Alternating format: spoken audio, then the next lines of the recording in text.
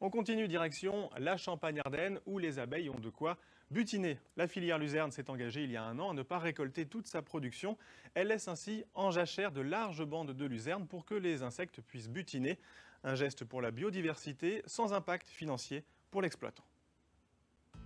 Des bandes de luzerne en fleurs sur 1850 km, c'est la performance cette année de l'opération Apiluse.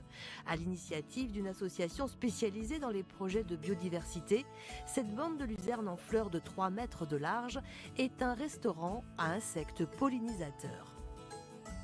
Les agriculteurs sont plutôt contents de pouvoir participer à la biodiversité par le biais de tout ce travail.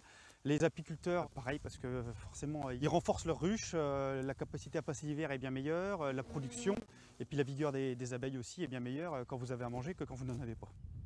Tout ça, ça a un coût, mais c'est quand même bien pour les pollinisateurs sauvages comme domestiques. Un coût de 300 000 € sur 3 ans. En Champagne-Ardenne, 520 hectares sont ainsi mis en jachère. Cela représente une perte de récolte pour l'agriculteur et des contraintes pour cette coopérative de déshydratation de luzerne. Elle doit compenser ici 81 hectares répartis sur 550 parcelles. Ça demande tout un travail de repérage et de mesure. Parce que pour indemniser nos agriculteurs, pour les compenser par rapport à cette bande-là, ce n'est pas une rémunération, c'est une compensation. Il faut qu'on mesure la longueur de la parcelle. On sait qu'on laisse 3 mètres avec nos GPS dans les tracteurs agricoles, mais il faut qu'on mesure la longueur de la parcelle. Cette opération est financée pour 50% par la filière et pour l'autre moitié par une chaîne de magasins alimentaires. Apiluse s'achèvera en 2023. En attendant, la profession doit trouver un moyen de pérenniser cette initiative. Si les jachères, dont la politique agricole commune va nous rendre obligatoires, si on peut les compenser par de simples bandes de luzerne non fauchées, l'agriculteur se retrouvera à cultiver des parcelles qui, théoriquement, dans la nouvelle PAC, se retrouveraient en jachère. C'est ça que l'on veut faire.